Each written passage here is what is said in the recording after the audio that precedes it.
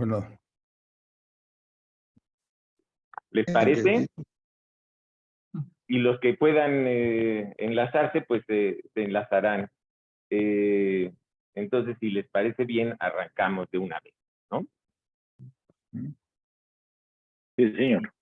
Todos listos, ¿no? Bueno, entonces, muy buenos días a todos los que nos acompañan en este diálogo Globalética en vivo. El primero de 2023, esta mañana nos ocupará el tema un planeta para todos, imperativos éticos y límites del crecimiento. Estoy seguro de que será apasionante. Yo soy Alberto Equigua y tendré el privilegio de acompañarlos en la moderación de este diálogo Globalético. Hemos reunido 3 mentes destacadas para abordar este tema en estos 90 minutos que nos hemos asignado. Lo que sucederá a continuación es lo siguiente. Después de la presentación por parte de nuestro anfitrión, tendremos la exposición del disputante ponente, quien nos hará un planteamiento de partida en unos 20 minutos. Después de ese impulso, abriremos el diálogo a todos por unos 40 minutos aproximadamente. Al cabo de este intercambio, pediremos que cada quien destaque los 3 puntos de nuestro diálogo hoy y que considera dignos de rescatarse. Así las cosas, le pido entonces a nuestro anfitrión Luis de la Peña que nos explique un poco de Globalétic, qué es, cuáles son sus propósitos, sus avances, en fin, de qué se trata Globalétic. Luis, si eres tan amable, por favor. Con mucho gusto, muchísimas gracias y muy buenos días a todos. Me da mucho gusto estar aquí, precisamente pues celebrando esta ocasión que creo que será de interés para todos nosotros. De forma muy breve explicaré qué es Globalétic. Globalétic es un grupo de interesados en la ética, especialmente en nuevos campos o campos que sean importantes en el momento, y así juzgamos esta ocasión en que estaremos hablando de un tema que no es nada nuevo, sí es nuevo o sí es nueva la visión que al respecto nos hace nuestro impulsor del tema el día de hoy, el licenciado Gerardo Gil, quien tengo el gusto de saludar, de darle la bienvenida y agradecer que esté aquí con nosotros. Lo mismo quiero agradecer también al señor Hans Blumeyer, director de la Fundación Konrad Adenauer en México, y también a Hans-Peter Knudsen, que es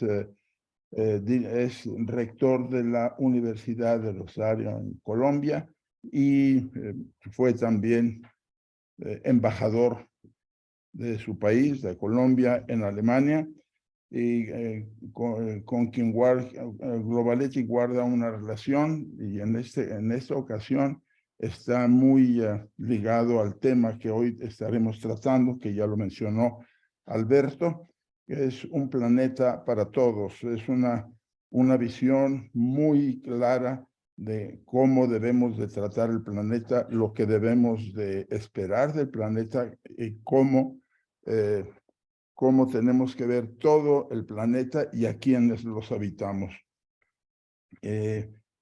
Pues me da mucho gusto estar aquí, saludo a todos, es un verdadero honor, y bueno, este think tank sobre ética actual y se puede decir buscando ampliación de los campos de la misma ética. Nos da mucho gusto encontrar personas, como en esta ocasión, que pueda mostrar o que pueda explicar un tema que es de suma importancia y nos estará dando pues una visión de cuál es nuestro lugar personal en este planeta. Agradezco la organización de este evento y espero que todos queden satisfechos de esta presentación.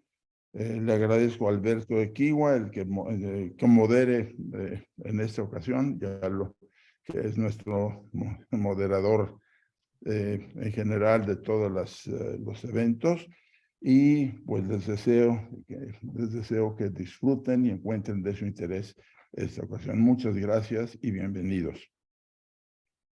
Genial, muchísimas gracias, Luis. Ahora sí, pasemos a lo que nos convoca esta mañana. Quiero empezar por presentar a los que intervendrán. Por supuesto, como lo anunciamos, le doy la bienvenida a Gerardo Gil. Gerardo es una mente reflexiva, de manera que participa con pasión en think tanks nacionales e internacionales, de manera que él ha sido presidente de la sección mexicana del Club de Roma, es miembro del Club de Roma Internacional y ha sido parte de su consejo directivo. Acá participa también en el Consejo Mexicano de Asuntos Internacionales, el COMEXI. También fue director ejecutivo del Centro Tepoztlán Víctor L. Urquidi. Es académico de número de la Academia Mexicana de Derecho Internacional, que por cierto le otorgó el doctorado honoris causa, así como la Orden de la Justicia, el Derecho y la Paz.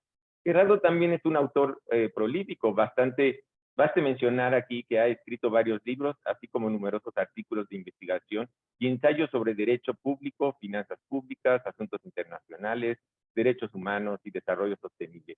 Y no omitimos que también es editorialista en varios medios. Su trayectoria laboral también incluye una lista larga de posiciones en instituciones públicas y privadas como funcionario de Nacional Financiera, secretario ejecutivo de la Comisión Nacional de Derechos Humanos, secretario del Instituto Nacional de Administración Pública, director general y presidente de Latinequip, empresa de bancos de Argentina, Brasil y México, con sede en Buenos Aires, y director general de Mexpetrol, SADCB, Asociación Público-Privada para el Desarrollo de Proyectos Energéticos Internacionales. Este es un resumen breve de nuestro disputante ponente el día de hoy, un notable abogado mexicano egresado de la UNAM, en la que también ha sido investigador de tiempo completo del Instituto de Investigaciones Jurídicas de ahí, así como profesor. Cuenta además con un posgrado de Derecho Político Fiscal en la Universidad de Harvard y ofrece conferencias frecuentemente en universidades y centros de estudio en México, Estados Unidos y Canadá, así como en América Latina, Europa y Asia. Gerardo, qué orgullo y qué privilegio tenerte hoy en nuestro diálogo Globalethic. Bienvenido, Gerardo. Muchas gracias, querido Alberto. Muchas gracias, querido Luis, Hans Knudsen y Hans Blumeyer, por esta oportunidad. Gracias, perdón, gracias. Y esta mañana también les damos una calurosa bienvenida a nuestros distinguidos disputantes de hoy. Hans Blomeyer, él es representante en México de la Fundación Konrad Adenauer, con una larga carrera ahí, que lo ha llevado a recorrer Latinoamérica, lo que le da una perspectiva privilegiada de nuestra historia y realidad económicas y sociales. Además de que al mismo tiempo es un observador atentísimo de las tendencias globales en las que estamos inmersos, lo que lo hace un disputante fenomenal para nuestro diálogo Globalethic. Hans, bienvenido, qué honor contar contigo hoy. Disfrutamos mucho tus comentarios, siempre certeros y agudos. ¿Y qué decir de nuestro otro disputante, Hans Peter Knudsen? Sin duda, otra mente privilegiada, probada a lo largo de una carrera notable. De Hans Peter quiero mencionar como muestra que es fundador y presidente de Docto Consultores, empresa que opera desde Colombia. Ha sido también embajador de su país en Alemania, rector de la Universidad del Rosario en Bogotá, Colombia, presidente de la Asociación Colombiana de Universidades y también presidente del Foro de Presidentes de Empresa de Bogotá. Bienvenido, mi estimadísimo Hans Peter. Qué honor que nos acompañes hoy. En Globalethic nos sentimos muy honrados y agradecidos con tu presencia. Tus aportaciones seguramente serán muy valiosas. Muchas gracias, Hans Peter. Y bueno, este es, estimable público, el equipo con el que tendremos nuestro diálogo Globalethic hoy. Cumplidas las presentaciones de rigor, le pido entonces a Gerardo que nos haga el favor de exponer su impulso sobre nuestro tema esta mañana. Un planeta para todos, imperativos éticos y límites del crecimiento. Si nos haces el honor, mi queridísimo Gerardo. Muchísimas gracias por esta oportunidad y quisiera compartir una presentación, una breve presentación en PowerPoint sobre este tema. Hacia una ética global, un planeta para todos, los imperativos éticos y límites del crecimiento. El planteamiento general es que el mundo vive un conjunto de contradicciones muy profundas y la humanidad enfrenta retos inéditos en su historia que comprometen el futuro de la misma. Por una parte, vivimos la época de mayor avance e innovación científica y tecnológica de la historia, la era del antropoceno, así como de un importante progreso social. Nunca antes tanta gente había salido de la pobreza, como es el caso de varios países del Asia-Pacífico.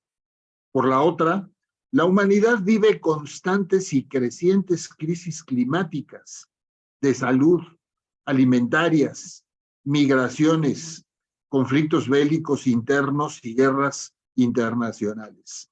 De los 8.000 millones de personas en la Tierra, cerca de 4.000 millones, casi la mitad de la población mundial, padece de enormes presiones climáticas, de hambre, de pobreza, de desigualdad y de diverso tipo de agresiones y violencia. La propuesta que se presenta en este PowerPoint es examinar algunos esquemas de solución de esta problemática global desde la perspectiva de la ética. Me da mucho gusto participar en este foro en donde se recoge la tradición de Albert Einstein y de Bertrand Russell, que en los años 50 y 60 del siglo pasado nos hablaron tanto de la necesidad de una ética global frente a la amenaza del riesgo nuclear. También retomo el pensamiento del teólogo suizo Hans Küng, que habló mucho de la necesidad de una ética global, incluso publicó un manifiesto por una ética económica global. A él le tocó advertir los efectos nocivos de las crisis financieras y económicas internacionales, en particular de la profunda crisis del 2008. El pensamiento de Hans Küng es muy profundo, ya que él analizó los grandes movimientos religiosos y morales como el confucianismo, el hinduismo, el budismo, el judaísmo, el cristianismo y el islam, para sacar de ahí una serie de principios y valores comunes, la regla de oro y varios principios comunes. Ahora lo que estamos enfrentando es una agenda global frente a la crisis, a las crisis que estamos viviendo. Una parte de estas crisis es la crisis ecológica. El planteamiento que quiero realizar aquí está derivado de 13 publicaciones vinculadas al Club de Roma. En primer lugar, el informe del MIT, del Instituto Tecnológico de Massachusetts al Club de Roma, los límites del crecimiento. En segundo lugar, un informe también al Club de Roma, publicado en 2018 a raíz de los 50 años de la fundación del Club de Roma, que se llama Common: Cortoplacismo, Capitalismo, Población y Destrucción del Planeta. Y por último, una iniciativa en curso que se llama Earth for All, la Terra per Tutti, un planeta para todos. El Club de Roma, si me permiten unas palabras, se funda en 1968 a iniciativa de Aurelio Peccei, un distinguido empresario italiano con vasta experiencia internacional, que convocó a 100 personas de todo el mundo para analizar y buscar soluciones a los predicamentos de la humanidad. Su pensamiento es que no se estaban analizando los grandes problemas de la humanidad porque el mundo estaba sumido en la Guerra Fría, y propuso, con un grupo de especialistas de todo el mundo, un enfoque multisectorial y transdisciplinario para tener una visión holística y global de mediano y largo plazo.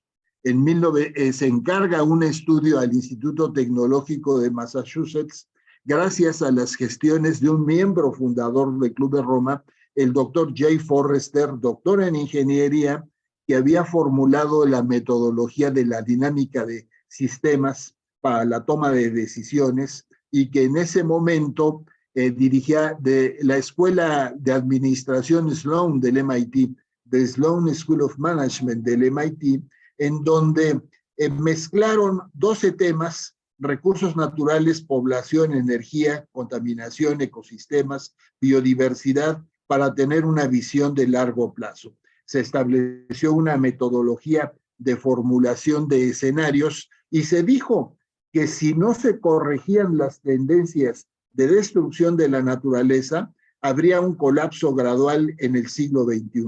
como lo señala Jeffrey Sachs, fue el primer modelo matemático que mezcló la economía global, la población, ahí dice planeaciones, la población y la naturaleza. Pero el mensaje fue positivo.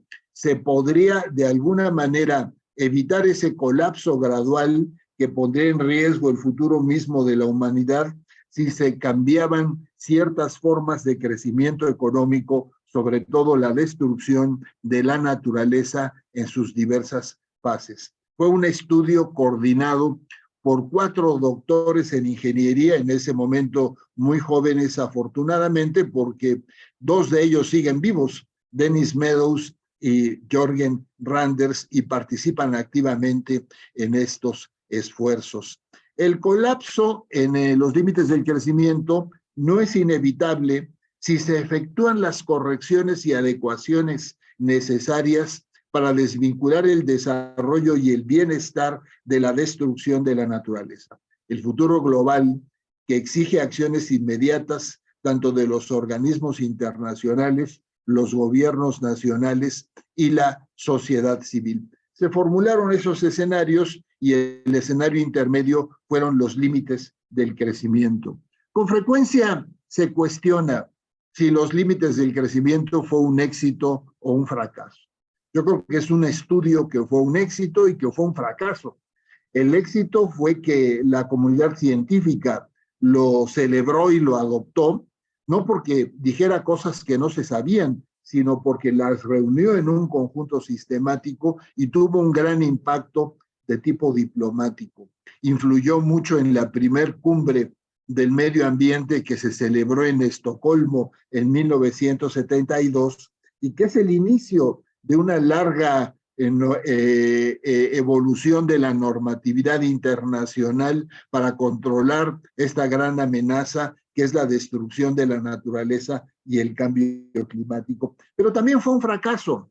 Hay que ver cómo está el mundo hoy y que muchas de las cosas que estamos padeciendo se advirtieron en ese estudio y que sin embargo la realidad nos ha alcanzado. En el libro se advertía que las tendencias de crecimiento económico y de la población harían que los recursos de la tierra no serían suficientes para soportar estas tendencias y con muchas otras iniciativas dio inicio al estudio de la ecología contemporánea, del análisis de la huella ecológica humana. No tendrían, sin embargo, los efectos fueron muy lentos. Fue hasta 1987 cuando el informe Brundtland sobre la Comisión del Medio Ambiente y el Desarrollo de Naciones Unidas articula el concepto del desarrollo sostenible y, como decía desde ese año Brundtland, la capacidad del ser humano de actuar ha superado con creces la capacidad de comprender. El rápido deterioro de la situación biofísica es poco percibido por la sociedad a escala mundial, persuadida de la creencia irracional de que la economía puede crecer en forma ilimitada. Ahora vivimos una profunda crisis ecológica que se caracteriza por muchos rasgos. En los últimos 150 años, casi la mitad del suelo fértil de la Tierra ha desaparecido. Cerca del 90% de los bancos de peces están sobreexplotados o ya no existen, y la Tierra enfrenta su sexta mayor extinción de especies en su historia, pero a diferencia de las otras 5, está causada por el ser humano. Hay un elemento acá que jugó un papel importante en los límites de crecimiento, que es la noción de la población. Si hablamos de que el universo tiene 13.700 millones de años de antigüedad y el planeta Tierra 4.500 millones, y el Homo sapiens aparece hace entre 200 y 300.000 años, y los asentamientos humanos hace 12.000 años apenas, la población estimada del planeta en la época de Cristo sería de 200 millones de habitantes. A finales del siglo XVIII, en la época de Malthus, llegamos a 1.000 millones, a finales del siglo XIX a 2.000 millones, actualmente somos 8.000 millones con un escenario intermedio para el 2050 de 10,000 millones de personas, lo mismo que sucede en México. Llegamos a la independencia en 1821 con 8 millones de habitantes y el doble del territorio, y estamos en 130 millones de habitantes. En suma, vivimos la etapa de mayor avance científico y tecnológico, la cuarta revolución industrial, cuyos efectos apenas estamos vislumbrando, con una dinámica demográfica muy compleja, porque conlleva la urbanización de buena parte de la población mundial y el envejecimiento de la misma, con una crisis ecológica y una situación económica y social, por una parte de gran progreso para unos, pero con una pobreza persistente y el crecimiento exponencial de la desigualdad. ¿Qué es lo que nos dice el informe de Oxfam que se presentó a Davos en 2015 y que se reiteró ahora en 2023 en Davos, ¿no?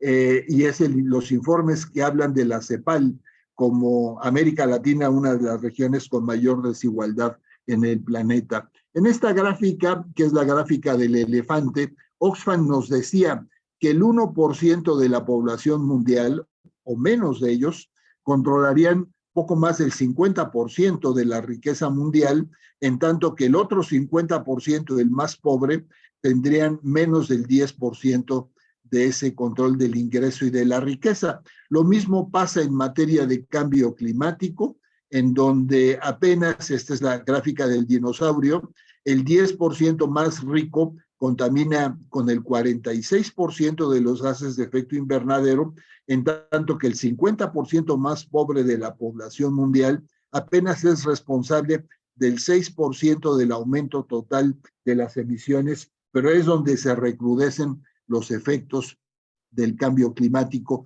que es uno de los grandes problemas que afectan a la humanidad. Vivimos una extinción de especies, acaba de celebrarse la COP15 en Montreal, en donde se adopta el plan de Montreal para la protección de la biodiversidad. Esta es una gráfica de la megafauna de México durante la edad de hielo hace 10,000 años, con cantidad de animales y plantas que han desaparecido. México, junto con Colombia, es uno de los 5 países con mayor biodiversidad en el planeta. Estos serían los bosques intactos hace 8,000 años. Estos serían actualmente, donde vemos esa enorme deforestación que llevamos en curso. Y de lo que se habla también es de que estamos rebasando los 9 límites naturales del planeta, donde que todos están interrelacionados entre sí y donde el cambio climático está muy vinculado a la pérdida de la biodiversidad, a la reducción del ozono atmosférico, la acidificación de los océanos, la crisis hidrológica, etcétera. Los efectos del cambio climático son devastadores y constituyen la expresión de uno de los principales amenazas que afectan al ser humano.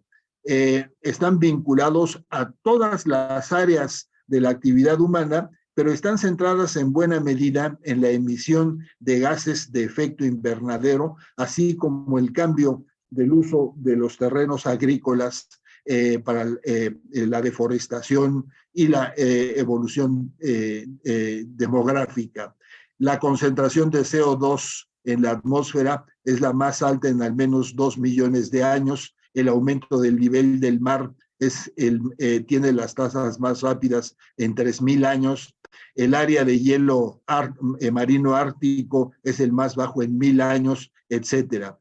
Esta es la huella ecológica, que es creciente, y también en el 72 empieza esta evolución normativa con la primer cumbre del medio ambiente en Estocolmo, en el 79 la primera conferencia mundial sobre el clima, el establecimiento del IPCC, la conferencia de Naciones Unidas sobre el medio ambiente y el desarrollo de Río, el protocolo de Kioto, y la respuesta actual a la crisis global, que es la Agenda 2030 de Naciones Unidas, los 17 Objetivos del Desarrollo Sostenible, con sus secuelas en Glasgow, en Sharm el Sheikh, la COP15 de 2022 sobre biodiversidad, el Acuerdo de Montreal.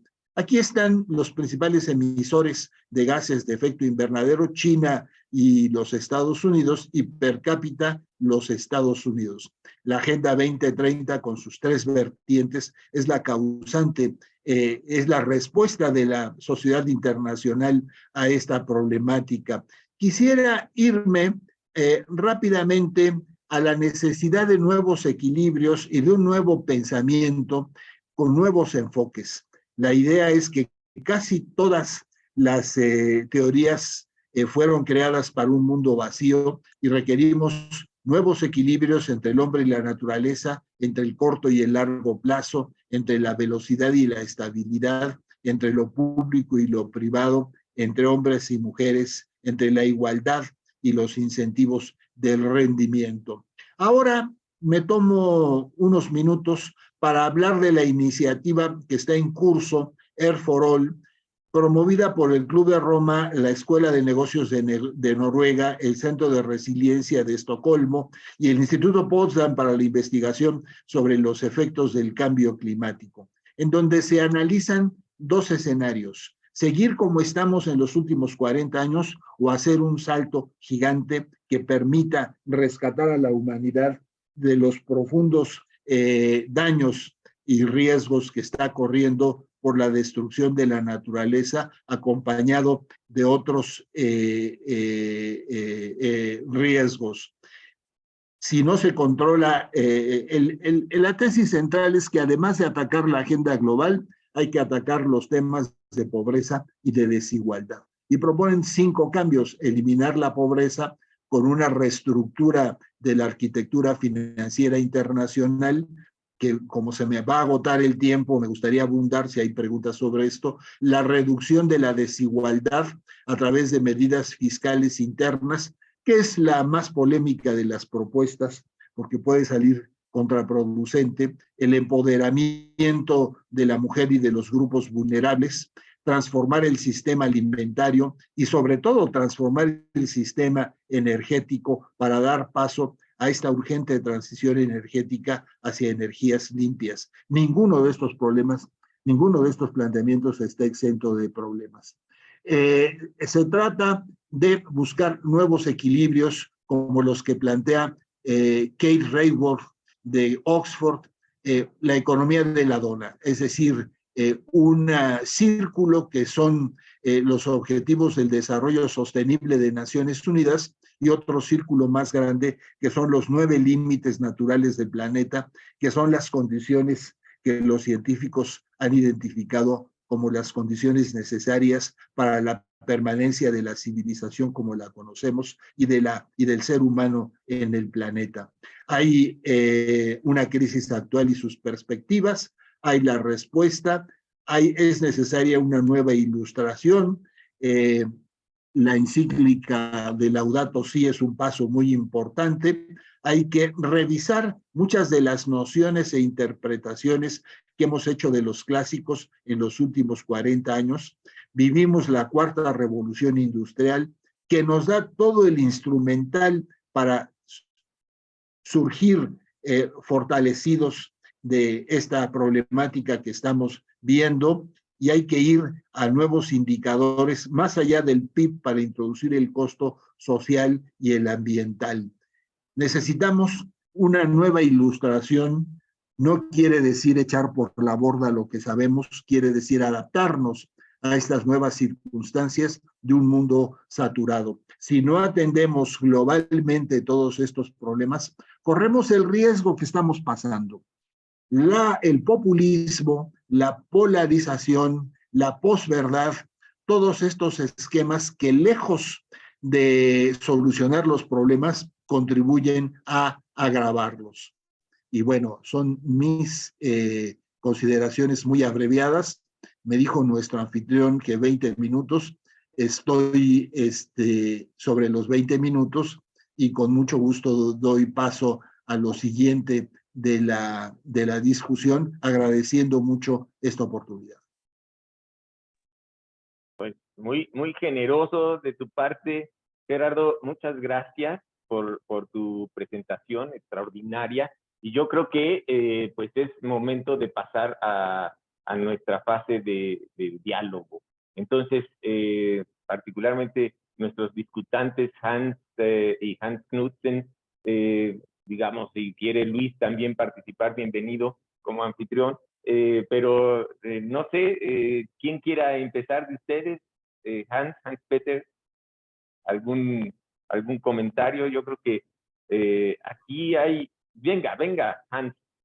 Bueno, si me lo permiten, en primer lugar, agradecerte a ti, Alberto, y a Luis esta gentil invitación a participar en esta discusión con Global Ethic.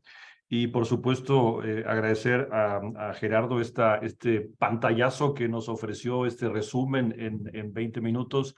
Y nos tocará a mi tocayo, Hans Knudsen, y a mí, a ver si le podemos agregar discrepancias. Ciertamente no, creo que lo que podemos agregar son más preguntas. Yo por lo menos tengo preguntas adicionales que me surgen a la hora de escuchar con mucha atención lo que Gerardo nos plantea.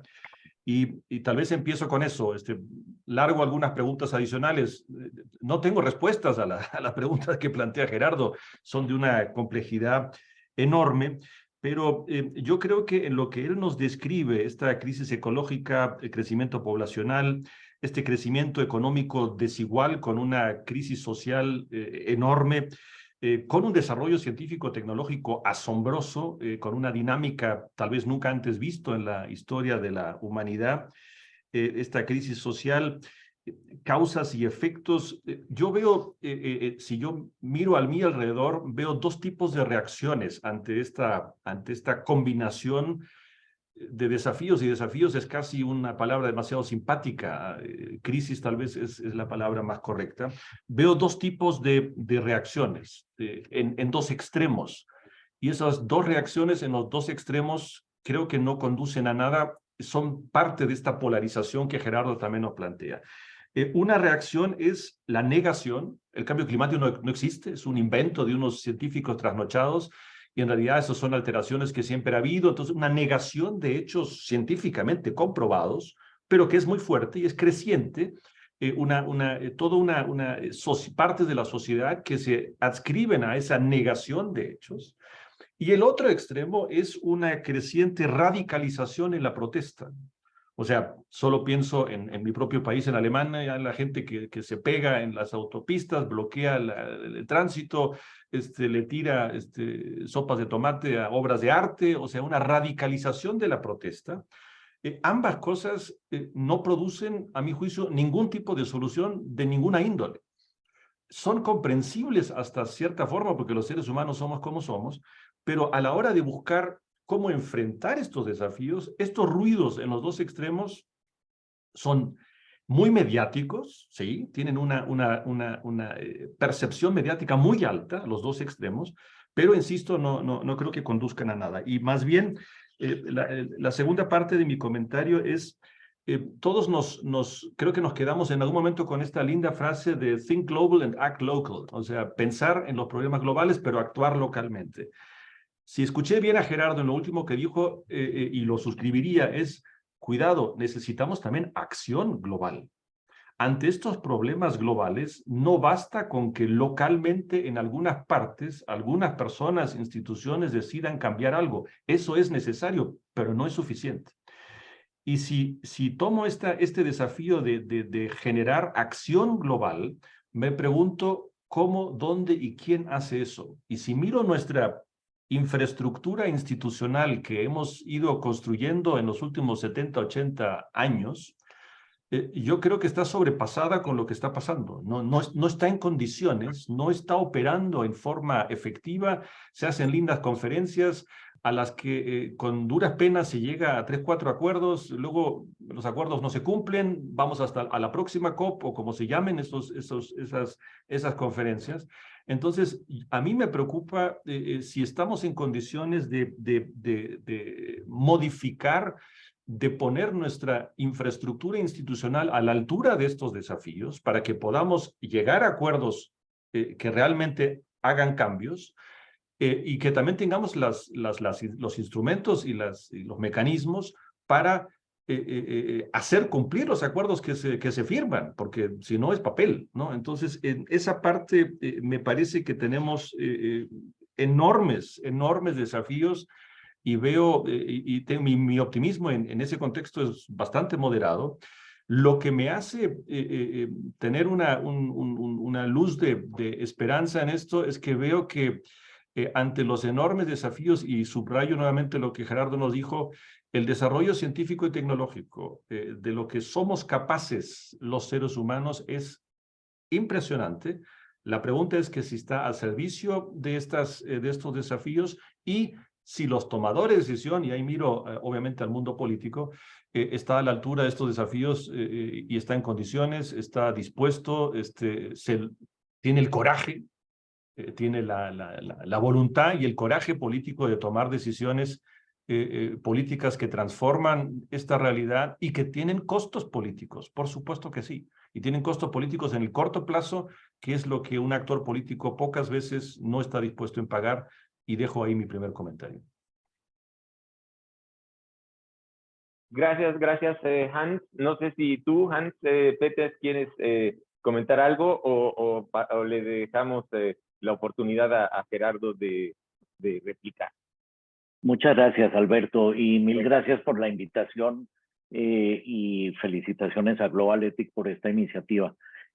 Maravillosa la presentación de Gerardo y los comentarios también de Hans sobre un tema en donde diría uno es muy difícil añadir información, porque creo que está diagnosticada, la problemática está sobre la mesa, la conocemos y la venimos siguiendo en el pasado reciente. Sin embargo, yo quisiera hacer un par de reflexiones. La primera, y Gerardo lo mencionaba, desde el momento de la creación del universo, el planeta Tierra, la humanidad, los seres humanos viviendo en asentamientos, pues ha transcurrido un periodo de tiempo larguísimo, y esa última parte es una parte relativamente o muy corta frente a la historia general. Y de alguna manera podría uno decir que lo que hoy la humanidad está viviendo, lo está viviendo pagando el precio de lo que se hizo en el pasado inmediato, muy cercano. Yo en alguna oportunidad donde en Alemania me cuestionaban mucho la actividad de extracción de carbón en Colombia y la exportación de carbón, decía, claro, esa es la visión de hoy, porque hoy ya sabemos los impactos que puede tener una industria como la del carbón o la utilización de un material como el carbón. Pero no se nos olvide que fue el carbón junto con el acero el que a través de la Asociación del Carbón y el Acero dio la base para lo que es hoy la Unión Europea, que yo creo es un avance humano y social muy importante. Por otro lado, a mí me encanta un libro de un escritor que se llama Matt Ridley, que se llama El optimista racional. Y me encanta porque en medio de este mundo de mensajes muy negativos, de mensajes que llevan a la depresión colectiva, él demuestra cómo realmente nosotros como seres humanos hemos dado un salto cuantitativo y cualitativo en calidad de vida indiscutible, en todos los aspectos. Mírese, cobertura en salud, cobertura en educación, desarrollo económico, transporte, tecnología, etcétera. Y naturalmente aquí ha habido unos impactos colaterales que son los que hoy nos preocupan, entre otras, por ejemplo, el del medio ambiente. Pero Matt Ridley dice en ese libro, hoy un vehículo automotor en una autopista andando a máxima velocidad emite menos contaminación que en el año 70 un vehículo encendido, parado, parqueado, sin moverse. Y con esto lo que yo quiero decir es que nosotros como humanidad nos hemos concientizado del problema, nos hemos concientizado del reto y tenemos que actuar. Pero de alguna manera, claro, la urgencia es clara. Lo que sucede es que de alguna manera creo que nos fustigamos demasiado por no solucionar una problemática muy compleja acumulada en menor tiempo.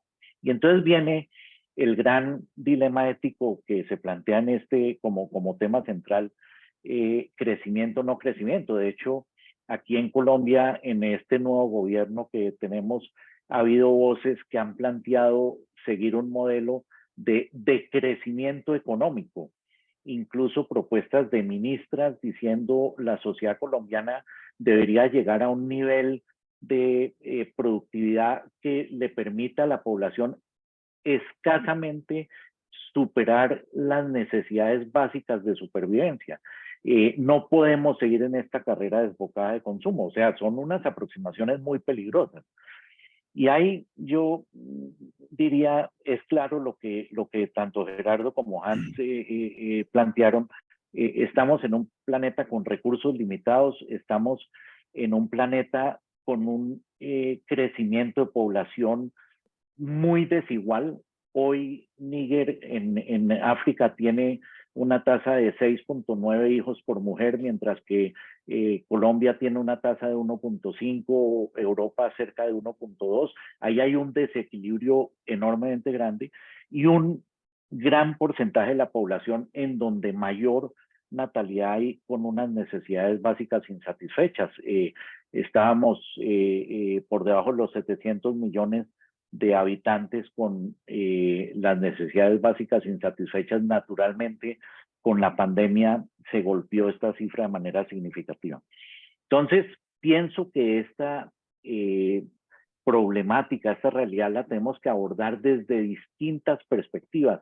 No puede ser una sola, la de la limitación del crecimiento, porque yo creo que en algunos aspectos, al contrario, tenemos que impulsar el crecimiento en aquellas sociedades, en aquellas regiones, en aquellos países donde hay unas dificultades de satisfacción de necesidades básicas. Se van a requerir recursos y se van a requerir recursos que solo se derivarán en la medida en que haya un crecimiento. Pero creo que lo que tenemos que lograr es identificar unas dinámicas de crecimiento diferenciales y tenemos que empezar a dejar de hablar de como indicador fundamental de desarrollo el crecimiento del Producto Interno Bruto en general comparativo de países por un índice de prosperidad y hay de prosperidad y de bienestar.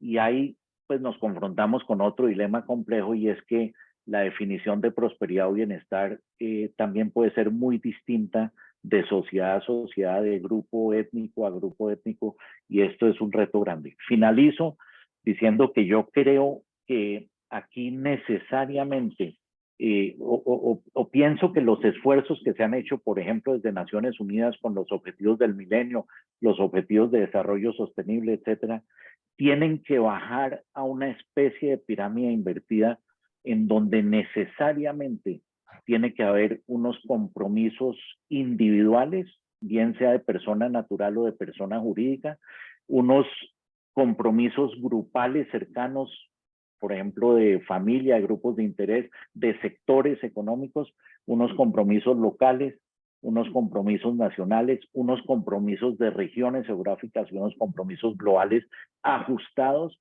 a la realidad de cada uno de esos grupos humanos. Muchas gracias. Buenísimo, muchas gracias. Hans, pues a lo mejor necesitaríamos un índice de futurabilidad de las decisiones actuales. Es una idea. No sé, Gerardo, si quieras replicar un poco los comentarios de Hans y de Hans Peter.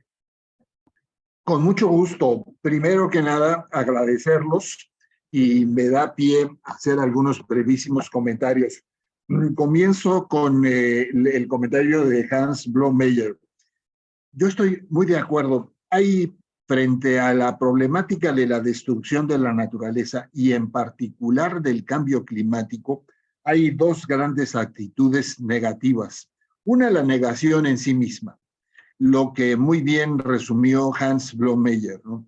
El cambio climático es un cuento chino, no hay evidencia científica, los científicos del mainstream están equivocados, siempre ha habido un cambio climático en el planeta, etcétera, ¿no? Yo creo que estos comentarios obedecen a muchos factores. probablemente haya gente de buena fe que lo dice, pero generalmente están vinculados a intereses creados, a los intereses de las industrias petroleras y de la explotación de los combustibles fósiles. Hablando de ética, recientemente se publicó una serie de artículos, me refiero hace 1 o 2 semanas en la prensa internacional, de una investigación de gente de Harvard, del Tecnológico de California y del Instituto Potsdam de Cambio Climático, demostrando cómo ExxonMobil, desde los años 70 del siglo pasado, conoció perfectamente bien el daño que a la naturaleza le estaba haciendo la emisión de gases de efecto invernadero por la quema de combustibles fósiles, la saturación de dióxido de carbono en la atmósfera. Y no solo lo negaron, sino que encabezaron una campaña de desinformación a la que se sumaron muchos intereses petroleros y muchos intereses corporativos, sosteniendo primero la tesis de las empresas tabacaleras, que les funcionó muy bien durante 40 o 50 años, desde los años 30 del siglo pasado. No hay evidencia contundente, la realidad es mucho más compleja, el planeta siempre ha estado sujeto a un cambio climático, lo cual por supuesto es cierto. Lo que pasa es que aquí no nos estamos refiriendo al cambio climático atmosférico derivado de la física y de las condiciones de la ciencia, sino nos estamos refiriendo al cambio climático generado por el ser humano a partir de la primera revolución industrial y que se agudiza a partir de 1850. Ese es el cambio climático, hasta el calentamiento global que nos estamos refiriendo. Pero evidentemente hay un proceso de negación porque hay muchos intereses económicos. Una muestra de eso es la actitud de Donald Trump, del gobierno de Donald Trump y del Partido Republicano en los Estados Unidos, que se rectifica con Biden y con los demócratas, pero que no sabemos qué va a pasar en las próximas elecciones. Si los demócratas logran retener la presidencia o si logran demostrar el daño al cambio climático y la importancia de una transición industrial basada en energías limpias, o si regresan los intereses petroleros al control del aparato gubernamental en los Estados Unidos. Y por otro lado, la radicalización irracional, como casi todos los enfoques radicales, echarle pintura a obras de arte o hacer agresiones locas, pues no solo no abona a las soluciones que nos plantea la ciencia a los retos de la humanidad, sino que lo perjudica. Es decir, de alguna manera desacredita los esfuerzos serios de los científicos por como cualquier acto irracional, como lo genera el populismo, tanto de ultraderecha como de ultraizquierda. O sea, toman verdades a medias, las explotan muy bien, con buenas campañas de publicidad, pero no resuelven los problemas, los agudizan, ¿no? Entonces, creo que estamos frente a esa disyuntiva. Pero yo soy optimista en este aspecto, porque creo que los costos de no atender el cambio climático, la destrucción de la naturaleza y la desigualdad son económica, política y socialmente muy elevados. Y creo que la solución está en la difusión, la divulgación y los planteamientos racionales con base en el conocimiento científico y tecnológico para solucionar estos problemas, pero por supuesto con base en la ética. Es decir, al final las soluciones tienen que ser jurídicas a nivel global, internacional, regional, nacional, pero no hay ley que pueda ser eficaz y eficiente si no hay un convencimiento de la gente, si no hay un principio ético que lo sustente. En relación con el comentario también muy brillante de Hans Knudsen, yo estoy también muy de acuerdo. El carbón y el acero jugaron un papel determinante en la Unión Europea, que mal que bien es un ejemplo mundial de lo que puede ser la integración, la armonía, más allá de todos los problemas que hay que son muy claros. En cualquier proceso de solución se generan nuevos problemas. El caso de la población es muy claro. Claro que había que detener la explosión demográfica. A la hora de detenerla, pues se generan otros problemas, ¿no? La política de un solo hijo en China, pues fue un éxito y ahora genera otros problemas. Es decir, pero bueno, cualquier solución va a tener eso. La transición energética hacia fuentes limpias no quiere decir que las fuentes limpias no generen otros problemas ecológicos, pero ese es el proceso humano natural en todo esto. Pero yo soy muy optimista y creo mucho en la fuerza de las ideas. Y creo mucho en la fuerza de las ideas porque al final las grandes ideas que han movido a la humanidad han surgido de contextos muy sencillos. A mí me impresionó mucho, me ha impresionado mucho conocer a algunos de los grandes pensadores o algunas de las grandes universidades que físicamente son muy sencillas. Pero ahí hay un tipo con un montón de ideas que está haciendo propuestas que al final van a acabar dominando la escena. Y no me refiero solo a ideas científicas y tecnológicas, sino a ideas morales. Me impresionó mucho conocer Jerusalén hace algunos años, ¿no? Y ver la simpleza y la sencillez del entorno y conocer esa historia de tanta precariedad material, pero que tanta influencia ha tenido en la vida de todos, ¿no? Finalmente, la fuerza de las ideas es una fuerza determinante. Y creo que nuestra labor pues es de difusión, de divulgación y de discusión de todas estas ideas. Yo espero que si no se pudo transmitir esto por YouTube, sí se pueda grabar y volver a transmitir, porque cuando Alberto me compartió ayer la primera reacción de promoción en Facebook, lo que más gusto me dio es que el segmento de población más interesado en esta reunión era de gente de 18 a 24 años, que creo que esos son nuestros destinatarios, ¿no? Explicarles que tenemos que actuar todos juntos, pero que finalmente nosotros, mal que bien, dentro de muchos años desde luego, pero estamos en la fase final. Es decir, pero los jóvenes son los que van a heredar un planeta que puede estar descontrolado para sus vidas prácticas y cotidianas, ¿no? Por esta destrucción de la naturaleza. Pero claro, se plantean retos inéditos. Vivimos economías basadas en el consumo y en el descarte, y creo que es muy importante moderar todas esas tendencias. ¿Crecimiento o no crecimiento? Yo he escuchado esa discusión mucho en los ecólogos en Alemania, en Escandinavia, que dicen, tienen que entender que el mundo debe dejar de crecer. Sí, en una sociedad postindustrial probablemente, en un país en desarrollo es absolutamente contraproducente. El mismo proyecto de la Terra per Tutti de Air for All así lo plantea. Los países de bajo ingreso deben crecer al menos al 5% del PIB anual hasta generar un ingreso base del equivalente actual de $15,000 por persona, de $15,000 anuales por persona, que es decir, para lograr de alguna manera salir de la pobreza, el mensaje es que hay que salir de la pobreza y a través de dejar de destruir la naturaleza, no de dejar de crecer, sino dejar de crecer respetando la naturaleza, generar prosperidad y bienestar sin la destrucción de la naturaleza. Y salir de la desigualdad subiendo a los de abajo, no bajando a los de en medio, ¿no?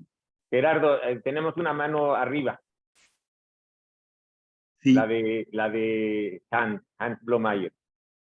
Solo con el ánimo de provocar un poco y ponerle de repente un poquito no sé si de agua al vino o de contribuir a darle un poquito de chispa a esta discusión que es interesantísima, pero tomo el ejemplo de Hans Knudsen que nos comentaba de Colombia y nuevamente lo último que decía Gerardo y diría, a ver, discutir estos temas o más polémico, filosofar sobre el futuro del mundo con el estómago lleno o con el estómago vacío son dos cosas muy distintas.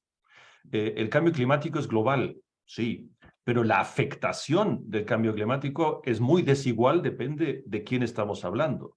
La desigualdad social es global, pero es muy distinto la afectación, depende de quién está hablando. Entonces, esa palabra quién, la pregunta del quién propone cambios desde qué posición. Gerardo lo dijo, en sociedades postindustriales, exigir que dejemos de crecer, pues qué fácil, ¿no?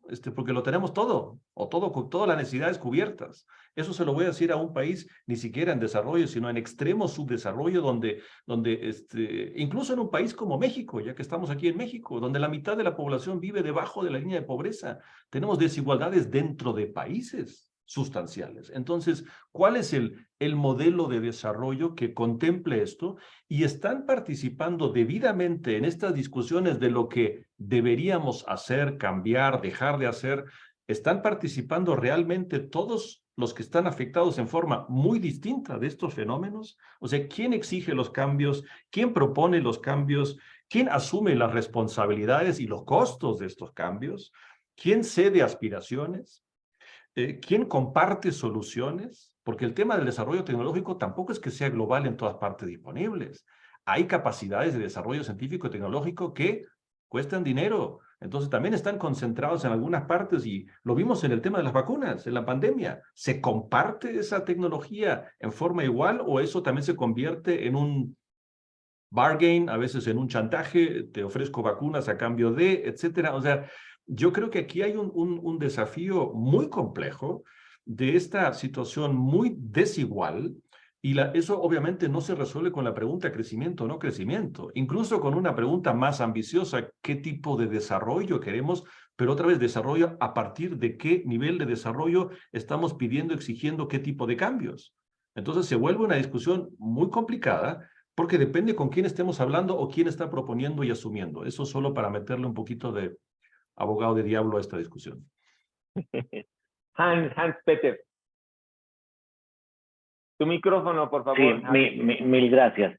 Sí, coincido plenamente y creo que Hans Blomayer pone también el dedo en la llaga alrededor de una problemática que creo que es igual de compleja o más compleja que la crisis actual y es una profunda crisis de confianza en cualquier sociedad, en cualquier región respecto de actores fundamentales para una sociedad. Por citar el caso de Colombia y seguramente muy parecido al de México, en Colombia explorando el sentimiento de confianza de los jóvenes, no se cree en el presidente de la República, no se cree en el Congreso de la República, no se cree en los líderes políticos, no se cree en la iglesia, no se cree en el empresario, no se cree en nadie. Y cuando hay una sociedad donde no hay credibilidad y confianza, es muy difícil lograr compromisos.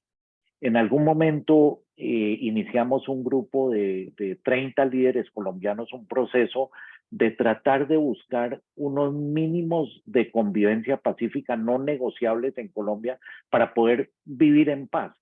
Y lo que encontramos es que la realidad de la población que está en el Pacífico colombiano, en el Chocó, es completamente distinta a la realidad de los que están en la zona petrolera y a la frontera con Venezuela. Pero el común denominador fue que en los ejercicios que hicimos, la población nos decía, nos sentimos, porque fuimos a hacer unos talleres de trabajo con la población, nos decían, nos sentimos como un carro viejo. Y yo les decía, ¿cómo así como un carro viejo? Y decían, sí, de taller en taller. Y después de cada taller hay promesas de la Universidad de Harvard, del Ministerio de Hacienda, de la Fundación X, de la Fundación Y, y no pasa nada. Y se perdió la credibilidad en actores fundamentales. Yo creo que es urgente que empiecen a surgir nuevos actores que logren llenar ese vacío de credibilidad y empiecen a implementar soluciones. Buenísimo, muchísimas gracias, Hans Peter. Levantó la mano Luis, le vamos a dar la palabra a Luis. ¿Estás de acuerdo, Gerardo? Venga, Luis.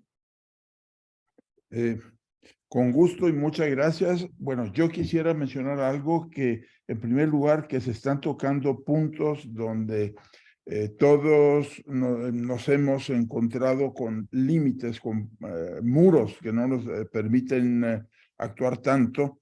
Y yo, por otro lado, también estoy viendo que pues el cuestionamiento está maravillosamente hecho y fundamentado, y quisiera solo de alguna manera, quizá no sumar cosas, pero sí enfatizar algunas cosas de lo que se ha dicho, o pues no modificar, pero sí en este énfasis tratar de hacer más visible de qué manera algo se pudiera hacer. En primer lugar, creo que, y eso lo menciona Hans-Peter Dürr en el manifiesto de Potsdam, dice, y es muy de acuerdo a lo que menciona Gro Brundtland, nos hemos acostumbrado y celebramos el hecho de que sabemos hacer. Sin embargo, nos hace falta pensar antes de hacer. Y yo creo que es parte de lo que tenemos que ver, cómo fundamentamos que se pueda pensar más.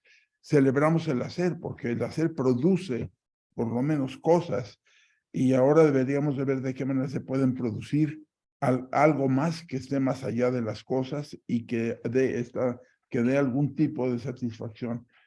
Esto podría ser por medio de hacer una nueva forma de pensar, como también lo propone el manifiesto de Potsdam, el cual genere una confianza, pero sobre todo una conciencia, y basada en esa conciencia, una confianza primero en sí mismo y de lo que se está proyectando pues está bien basado en ciencia. Por otro lado, saber que en muchas ocasiones estamos enfrentándonos no a conocimientos o no a oposiciones, sino que muchas de estas oposiciones, independientemente que tienen detrás un interés, también generan una ideología. Y yo creo que tenemos que considerar la forma de frenar o de alguna forma hacer disminuir la ideología, porque la ideología es muy difícil hacer desaparecer. Hay muchos que dicen, bueno, un dicho muy ranchero mexicano es, vale más, se le da más crédito a la creencia que a la evidencia. Entonces, tenemos que ver de qué forma podemos hacer una conciencia pensando diferente, porque esta conciencia nos va a ayudar mucho, sobre todo en países, ya se mencionó Estados Unidos, y yo menciono algo más. En Estados Unidos ya se ha dicho, y eso lo han dicho algunos líderes, algunos políticos, que busquemos alguna otra manera de hacer las cosas, porque Estados Unidos no está dispuesto a ceder en su bienestar y en su tradición de cómo esto lo ha hecho. Y esto pues va directamente en contra de buscar una solución para la cuestión del abuso de recursos y cambio de pensamiento. La complejidad de todo esto nos hace pensar de qué forma podemos tomar medidas, y yo creo que algunas de las propuestas que se pueden hacer no son solución, pero son algunos elementos que pueden participar, pueden ser formulados para hacer esto. Es poder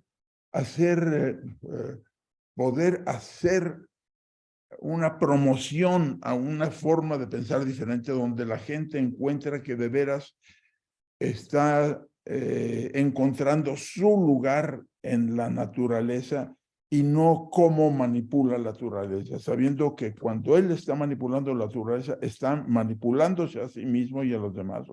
Está disminuyendo la capacidad de la naturaleza de poderse regenerar y está disminuyendo la capacidad de hacer algo para que ésta se regenere. Y por último, quisiera mencionar algo que también creo que es importante, es estar muy en contacto con toda la comunidad científica en cuanto a los que hacen tecnología y a ellos hacerles ver lo importante que es que la tecnología que se haga esté apuntada para no usar tantos, por lo menos disminuir la cantidad de recursos que se usan y ver de qué forma se hace también con un nivel un nivel en cuanto a la producción de esa tecnología de cero cambio climático, cero afectación, y también el resultado, los inventos que se hagan estén hechos y estén enfocados hacia la disminución del abuso realmente que todos hacemos de la naturaleza. Son quizá diferentes y también muchas propuestas que se tienen que encontrar cómo poderlas aplicar. Yo estoy, sin embargo, convencido de que una vez que se descubre una nueva manera de pensar y por lo menos empieza a equilibrar el pensar con el actuar, y sobre todo cuando la acción está enfocada a producir artículos, cosas, se enfoca a ver de qué manera se puede disfrutar, se puede de otro tipo de que no serían cosas, sino de elementos quizás de satisfacción, psicológicos, de manera que causan una satisfacción personal su uso, y este uso no sea agresivo ni disminuya los recursos, y por el otro lado impulse la regeneración, pues las acciones de regeneración del planeta y no nada más los respete, sino que los impulse. Por mí es todo, y bueno, pues era nada más el hecho de poder también mencionar que sí podemos actuar en algunas cosas, desgraciadamente no es tan fácil, pero lo tenemos que intentar y hay que ser optimista, como ya lo mencionó Gerardo. Ya lo mencionó Gerardo, y bueno, los cuestionamientos que se han hecho por parte de Haas y Hans-Peter, pues se tienen que tomar muy en cuenta, y sí, hay que ser el abogado del diablo de sí mismo, porque es la única manera como podremos estar dándonos cuenta de qué es lo que hacemos y qué es lo que deberíamos de hacer. Muchas gracias. Pues sí, optimistas queremos ser, ¿no? Pero siempre ayuda cuando hay razones para ser optimistas. No sé cómo veas esta ronda, Gerardo. ¿Quieres comentar algo más? Con mucho gusto. Muy rica la ronda, y yo diría los siguientes comentarios. Primero, es evidente que hay una crisis de confianza a lo largo y a lo ancho del mundo. Es evidente que los esquemas de gobernanza internacional y nacional que tenemos nos han quedado cortos. Por una parte, el crecimiento demográfico, por otra parte, la agudización de los problemas, por otra parte, las crisis que se nos presentan en todos los ámbitos, muy vinculadas a la destrucción de la naturaleza, las crisis climáticas, de salud, alimentarias, etcétera, nos están forzando a tomar una serie de decisiones. Y yo creo que las soluciones son muy complejas y evidentemente tienen que estar muy aterrizadas. Yo coincido con que quien habla y a quién beneficia y a quién perjudica cualquier tipo de decisiones. Es evidente, como decía Hans Plomeyer, que no es lo mismo analizar estos problemas con el estómago lleno o medio lleno o con el estómago vacío, ¿no? Es claro que si le explicamos a la gente el daño profundo. Uy, creo que tenemos ahí un problema con el... Lo estamos diciendo a los mineros que viven de las minas de carbón y que están en la miseria, pues a ellos les importa un comino, ellos lo que quieren es comer y lo que quieren es trabajar. Y si el único trabajo que hay es explotando las minas de carbón, pues quieren seguir trabajando en eso. Es claro que se dan ese tipo de contradicciones y que son de muy difícil solución, pero hay que seguirle buscando. Y yo creo que en América Latina enfrentamos ahora una serie de dilemas muy profundos. Tenemos una gran desigualdad, una enorme pobreza, y aquí el dilema es buscar soluciones en el marco de la democracia y del respeto de las libertades o en el marco del autoritarismo. Y yo creo que los regímenes autoritarios casi siempre les va muy mal en la búsqueda de soluciones porque están pensando en una lógica diferente y porque van generando situaciones a las cuales ya no pueden deshacer y tienen que seguir para adelante. Creo que en América Latina y en particular en el caso de México es fundamental respetar el Estado de Derecho. El Estado social de derecho, de acuerdo, y el Estado democrático de derecho, pero es fundamental recuperar, construir y consolidar el Estado de derecho. El segundo punto, que creo que es claro, es el de la ciencia y la tecnología. Por supuesto que la investigación y la aplicación tecnológica está vinculada a intereses económicos y financieros, pero al final de la historia es lo que nos está dando la pauta de la solución de muchos problemas. Podemos estar empeñados en seguir en la era del petróleo y del carbón, pero la tecnología nos está abriendo paso a nuevas soluciones. Las energías limpias están irrumpiendo cada vez más baratas y cada vez más fáciles y cada vez más asequibles. Entiendo que muchos estados nacionales están capturados por los intereses petroleros, pero todo eso tiene que ir dando paso a la realidad.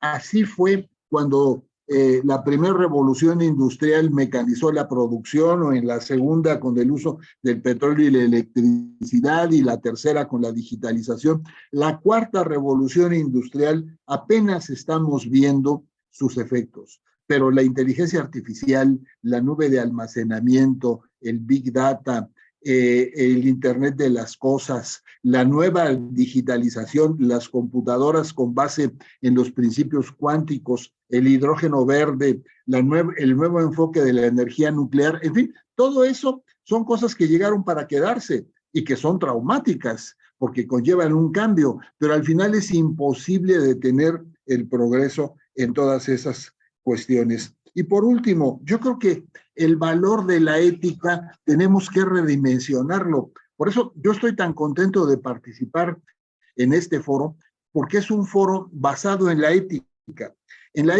de la conciencia de la importancia de la naturaleza, la ética de la conciencia de la solidaridad, de las reglas de oro de la que también nos explicó Hans Jung, ¿no? Y evidentemente requerimos nuevos enfoques del pensamiento. En alguno de los informes del Club de Roma se elogia mucho la encíclica papal Laudato Si del Papa Francisco, no porque fuera la primera, sino por el impacto que tiene en diversos sectores en el mundo. Antes los evangélicos habían dicho un montón de cosas similares y hasta los islámicos y la comunidad judía. El punto no es quién lo dijo primero, sino que hay que insistir en ese discurso. Es decir, del salir a tomar la tierra a cuidar nuestra casa común, ¿no?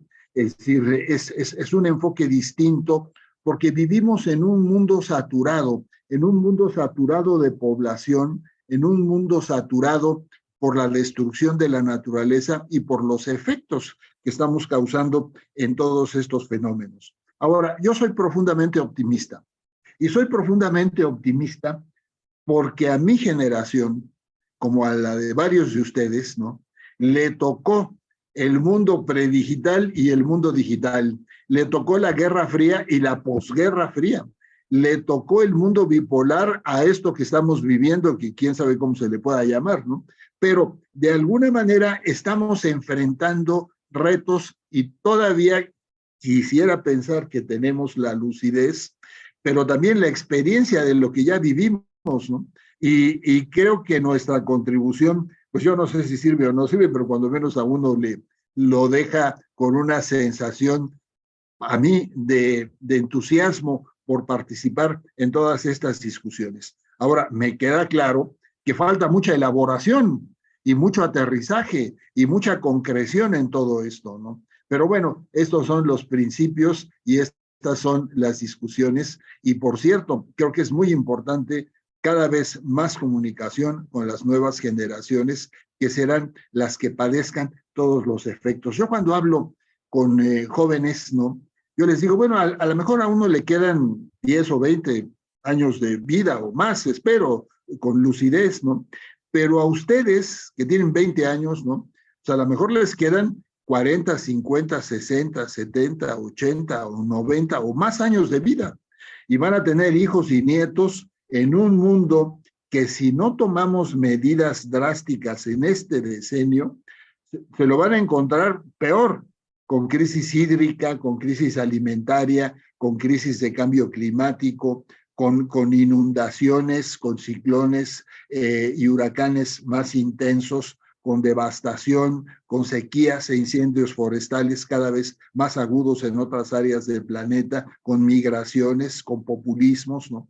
Entonces creo que es muy importante hacer este tipo de discusiones y tratar de difundirlas, ¿no? No para difundir la confusión, sino para difundir señalar ángulos de solución a esta problemática.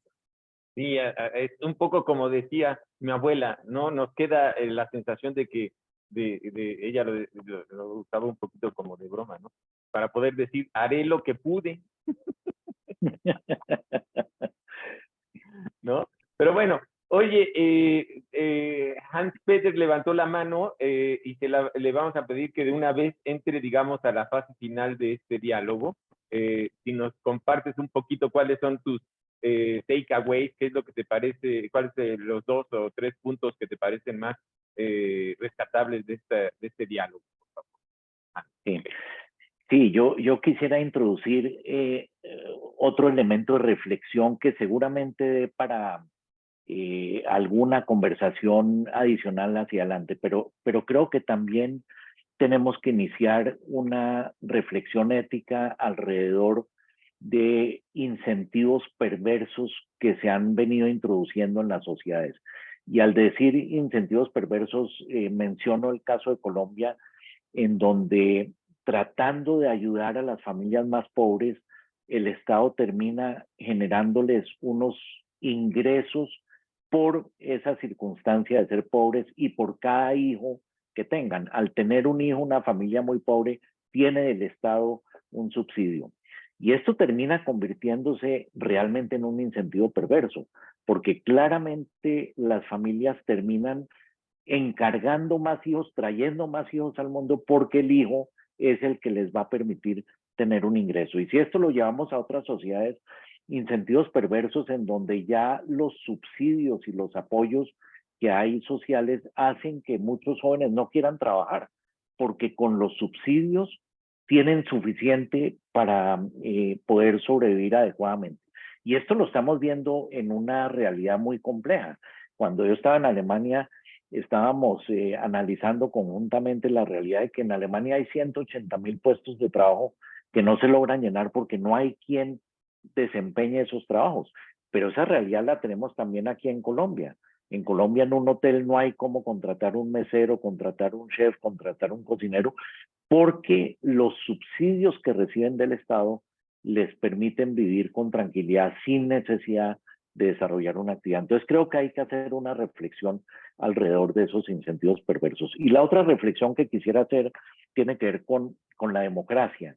Y vamos a hablar, vamos a abrir nuevas conversaciones. Creo que ese de la democracia es uno muy importante. En el caso de Colombia, en donde el voto no es obligatorio, las estadísticas muestran que menos de la mitad van a votar. Y de aquellos que van a votar, más del 40% está dispuesto a vender su voto. Entonces no estamos hablando de una democracia, estamos hablando de un negocio de compra de poder. Y eso socialmente tiene unas implicaciones muy grandes. Pero bueno, en cuanto a conclusiones, creo que la primera clarísima es que por encima de todo tiene que primar el optimismo, y creo que tenemos que visualizar esta problemática, esta realidad con optimismo. Lo segundo es que hay que continuar en intervenciones aceleradas, y aquí no podemos bajar la guardia, y todas las iniciativas que se adelanten tanto a nivel local, regional, nacional, global, son importantes. Y lo tercero, creo yo, que tenemos que saber llegarle a esos jóvenes, a esas nuevas generaciones, de una forma en que logremos construir credibilidad y confianza, porque si no, serán otros actores los que ganan esa credibilidad y esa confianza, y de pronto esos actores no son los mejores socialmente hablando. Buenísimo. Muchísimas gracias, Hans-Peter. ¿Podemos seguir contigo, Hans? Sí, claro, con mucho gusto, con lo que nos planteaste, que al final definamos 3 takeaways, ¿no? O sea, que no son Correcto. las soluciones a lo que hemos discutido, ni mucho menos, pero en ese mismo intento empiezo para abonar al optimismo. Yo me llevo 3 cosas, y son 3 cosas, creo que acentuaron por un lado Hans Knudsen, por otro lado Gerardo, y uno pues me lo llevo uno mío mismo, si eso se puede, ¿no? Creo que metodológicamente es permitido, perfecto. Entonces, el primero que me llevo es el del optimismo de esta capacidad que tenemos los seres humanos de resolver problemas, la creatividad, el ingenio, la capacidad tecnológica. Y le agregaría un punto que creo que Hans acaba de tocar y no hemos ahondado, es no solo cómo hacemos las cosas, sino también cómo las comunicamos. Si queremos llegar a esta gente joven, pues nuestras formas de decir lo que estamos diciendo, de expresar estas propuestas, preocupaciones, pasa mucho por los formatos y las formas de comunicar. Y creo que ahí tenemos que meterle también creatividad. Y creo que lo hemos aprendido en pandemia, de que se puede comunicar globalmente usando la tecnología, pero el aspecto de la comunicación se lo agregaría al tema de la capacidad humana de resolver. Punto 1. Punto 2, si para estos temas globales necesitamos consensos, me quedo con la preocupación de la falta de confianzas y de confiabilidad, porque la falta de confianza no es una idea loca, se basa en la falta de confiabilidad interpersonal, interinstitucional, interestatal. O sea, en todos los niveles tenemos grados de desconfianza gravísimos que impiden generar consensos. Pues yo no voy a generar consenso en alguien que no confíe. Entonces, la pregunta, si lo formulo como desafío y no solo como problema, es ¿qué tenemos que hacer para crear mayores grados de confianza y de confiabilidad? Y yo sí estoy convencido, por lo que he vivido y por lo que veo, leo, percibo, es que crear confianza es más fácil, creo que Gerardo lo decía, es más fácil en democracia que en dictaduras o en autoritarismos. No se crean confianzas en autoritarismo, se crea temor y terror, pero no confianza. Eso se crea en democracia, y se crea, sin que eso sea una garantía, por supuesto, y se crea confianza y confiabilidad en un contexto filosófico, moral, ético, donde la dignidad de la persona está en primer lugar, y el respeto al entorno en el que vivimos, que para mí son 2 ejes fundamentales de ese contexto donde tenemos que crear y demostrar ser confiables. O sea, yo no puedo exigir confiabilidad si yo no soy confiable. Entonces empiezo otra vez por uno mismo. Pero el tema de la confianza y confiabilidad es el segundo aspecto que me llevo. Y el tercero es el tema que toqué en algún momento, la multiplicidad de las desigualdades, que eso es la expresión de una complejidad enorme que estamos viviendo, pero esa es la realidad. Creo que por lo menos la tenemos que tener presentes, esa multiplicidad de las desigualdades, si estamos promoviendo estas discusiones, para no pecar de ingenuo o incluso de cinismo y de exigir cosas desde una posición propia y no mirando esas desigualdades que tenemos enfrente. Serían mis 3 puntos. Muchísimas gracias, que además eso de las desigualdades a mí me suena mucho porque desigualdad en qué plano, ¿no? En qué dimensión. Entonces, hasta eso tendríamos que discutir. Gerardo, ¿nos compartes tus takeaways? En dos minutos, yo las dividiría en dos. Por una parte, sugerir examinar el proyecto Air for All, la Terra per Tutti, con sus 5 grandes líneas de acción, con las cuales yo estoy de acuerdo y en desacuerdo. Son temas muy complejos y en cada una de ellas tengo una posición referente a lo global y al caso de México. Uno, eliminar la pobreza, para lo cual se requiere una estructuración de la arquitectura financiera global. 2, la reducción de la desigualdad, que es uno de los temas más complicados y donde las medidas fiscales nacionales pueden ser útiles, pero pueden ser también contraproducentes. Es decir, hay que hacer una reforma fiscal, claro que sí. ¿Para qué? Es decir, para tener obras de infraestructura mal pensadas o no tener control sobre la corrupción. Bueno, hay que quizás solucionar primero unas cosas que otras. 3, el empoderamiento de la mujer, que creo que es tan importante, y de los grupos en situación de vulnerabilidad. 4, la transformación del sistema alimentario, que conlleva la transformación de una agricultura mucho más regenerativa en una economía mucho más circular, el cuidado de los ecosistemas y de la biodiversidad. Y 5, transformar el sistema energético, es decir, dar paso a las energías limpias que son cada vez más presentes y más rentables. Y la segunda consideración, ya termino con esto, el debate global y el debate en América Latina nacional de la importancia de encontrar soluciones a esta problemática global en el marco de las instituciones, vale decir, del Estado de Derecho, del Estado democrático y social de derecho, pero del Estado de Derecho con certidumbre jurídica y con la finalidad fundamental del Estado, con el pleno respeto a los derechos y las libertades fundamentales de los individuos.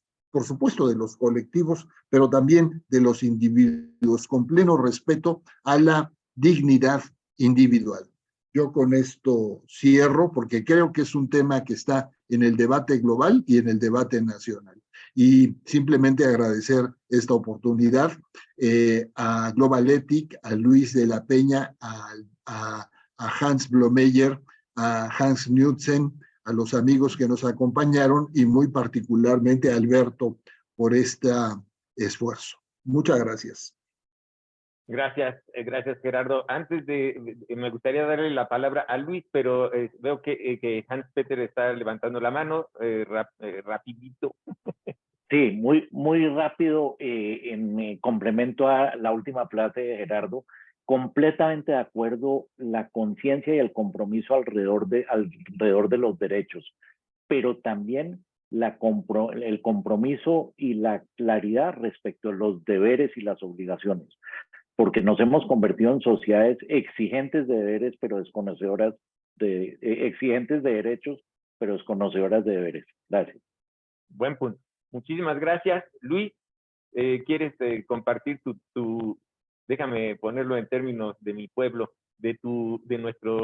más bien, ¿nos quieres compartir tu itacate? Claro, con mucho gusto. Mi itacate está lleno de agradecimiento por esta oportunidad de haber estado juntos y discutir este tema que es central, es nuclear dentro de nuestro, dentro de nuestro campo de pensamiento ético en Global Ethic.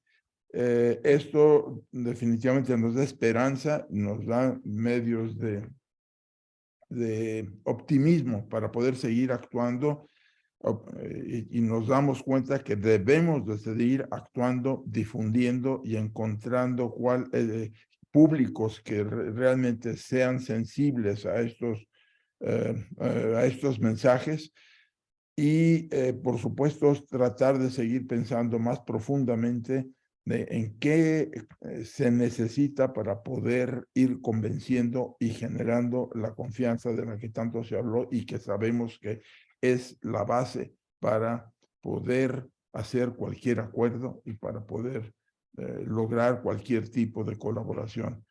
Yo agradezco a todos, incluyendo a Alberto, muchísimas gracias por esta ocasión.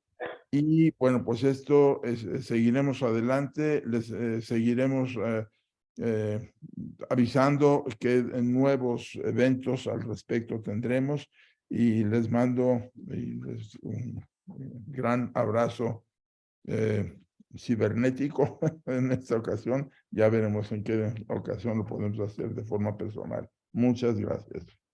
Bueno, pues muchísimas gracias. Llegamos justo a las 11:30, la hora que nos habíamos propuesto para terminar. Creo que nos vamos enriquecidos con la participación de todos nuestros discutantes. No me queda más que agradecerles muy encarecidamente a Gerardo Gil. Muchísimas gracias, Gerardo, por tu impulso y por tus brillantes aportaciones. Hans-Peter Knudsen y Hans Blomeyer, muchísimas gracias. Los comentarios geniales, como siempre, nunca nos han dejado, digamos, mal con sus puntos de vista y sus apuntes, que siempre son muy, muy interesantes. Gracias también a nuestro anfitrión Luis de la Peña, y por supuesto también va nuestro agradecimiento a todos los que nos acompañaron hoy, a todos ustedes, amable público, también muchísimas gracias. Los esperamos en nuestro próximo diálogo Globaletic muy pronto. Que todos tengan una muy buena tarde.